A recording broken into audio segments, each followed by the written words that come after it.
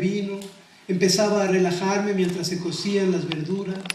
La cocina, llena del olor a sí misma, se calmaba. Su vaporoso aliento blanqueaba delicadamente las ventanas. Así que abrí una y con mis dedos limpié el otro cristal como a una frente. Él estaba de pie bajo el peral y quebraba una varita. El jardín era largo y no se podía ver muy bien, como cuando la oscuridad del suelo parece beber la ciudad del cielo, pero aquella varita en su mano era de oro. Y entonces cortó una pera de una rama. Cultivábamos fondant d'automne, que en su palma se asentó como un foco, encendido. Pensé para mí, ¿estará poniendo luces en el árbol? Entró en la casa. Las perillas de la puerta destellaron. Corrió las persianas. La mente es así. Me acordé de los campos del manto de oro y de Miss Macready. Se sentó en esa silla como un rey en un trono bruñido. La mirada en su rostro era extraña, salvaje, vana. Le dije, por Dios, ¿qué está ocurriendo? Él se echó a reír. Serví la comida. De entrada, un elote cocido. En segundos él escupía los dientes de un magnate. Jugueteó con su cuchara, con la mía. Luego con los cuchillos y tenedores. Preguntó por el vino y le serví con mano temblorosa un vino blanco y seco italiano. Y luego lo vi alzar la copa, el cáliz, el grial dorado, beber. Fue en ese instante cuando empecé a gritar. Él se echó de rodillas. Cuando nos calmamos, me acabé el vino yo sola, escuchando su historia. Lo obligué a sentarse del otro lado del cuarto y a no tocar nada. Encerré al gato en el sótano. Quité el teléfono. El baño me daba igual. No podía creer lo que escuchaba. Él había tenido un deseo. Bueno, todos tenemos deseos, es cierto, pero ¿a quién se le conceden sus deseos? A él. ¿Sabes qué es el oro? No alimenta a nadie. Aurum, suave, no se mancha, no sacia ninguna sed. Quiso encender un cigarrillo. Miré fascinada el juego de la flama azul sobre el tallo amarillo. Al menos ahora sí, de veras podrás dejar de fumar, le dije. Camas separadas. Es más, puse una silla contra la puerta casi petrificada. Él seguía abajo, convirtiendo el cuarto de visitas en la tumba de Tutankamón. Y mira, en esos días de idilio aún éramos apasionados. Nos abríamos el uno al otro, atropellados como se abre un regalo o comida rápida. Pero ahora temía su abrazo de miel, el beso que haría de mis labios una obra de arte. ¿Y quién, a fin de cuentas, es capaz de vivir con un corazón de oro? Esa noche soñé que engendraba a su hijo, sus miembros minerales perfectos, su lengüita como un pestillo preciado, sus ojos de ámbar aprisionando sus pupilas como moscas. Mi leche soñada ardía en mis pechos. Desperté con un sol radiante, así que tuvo que mudarse. Teníamos una caravana en medio del bosque, en un claro solitario. Lo conduje allá, protegidos por la noche, en el asiento de atrás, y luego me vine a casa, la mujer que se casó con el idiota que ambicionaba el oro. Al principio lo visitaba, de cuando en cuando, me estacionaba lejos y caminaba.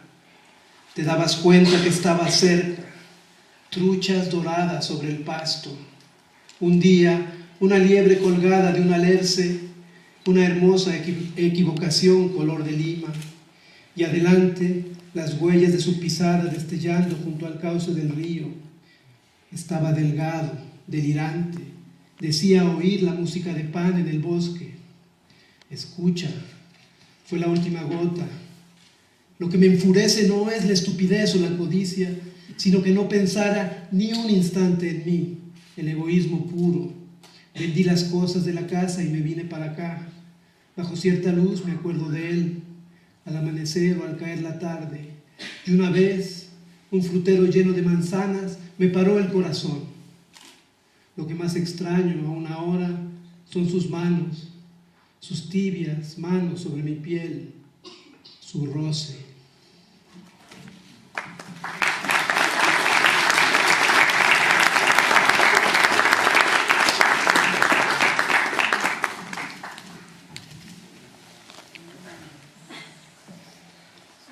That was a poem called Mrs. Midas, from a book called The World's Wife. So I'm going to read Mrs. Midas and then Mrs. Tarisha's, both poems straight through in English. In these poems I was trying to look at characters and stories from my childhood, from fairy tale or mythology or history or the movies, and celebrate or retell or find something hidden in these very familiar stories. And as a child I loved the story of King Midas from Ovid's wonderful book Metamorphoses, and I was enthralled and enchanted when Midas was granted a wish by the gods and asked that everything he touched would turn to gold. But as an adult writer, I felt very queasy imagining being his lover shortly after this wish was granted. So here is Mrs. Midas. Turn to gold, he's gone. Mrs. Midas. It was late September. I just poured a glass of wine and begun to unwind while the vegetables cooked. The kitchen filled with the smell of itself, relaxed, its steamy breath gently blanching the windows. So I opened one, then with my fingers wiped the other's glass like a brow. He was standing under the pear tree snapping a twig. Now, the garden was long and the visibility poor, the way the dark of the ground seems to drink the light of the sky. But that twig in his hand was gold. And then he plucked a pear from a branch. We grew fondant d'automne, and it sat in his palm like a light bulb. On. I thought to myself, is he putting fairy lights in that tree? He came into the house. The doorknobs gleamed. He drew the blinds. You know the mind. I thought of the field of the cloth of gold and of Miss Macready.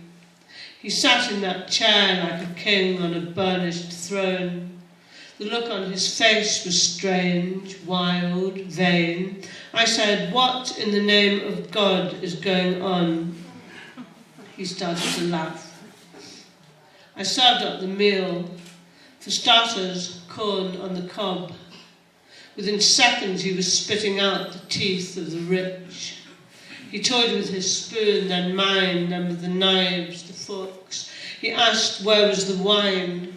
I poured with a shaking hand, a fragrant bone, dry, white from Italy, then watched as he picked up the glass, goblet, golden chalice, drank.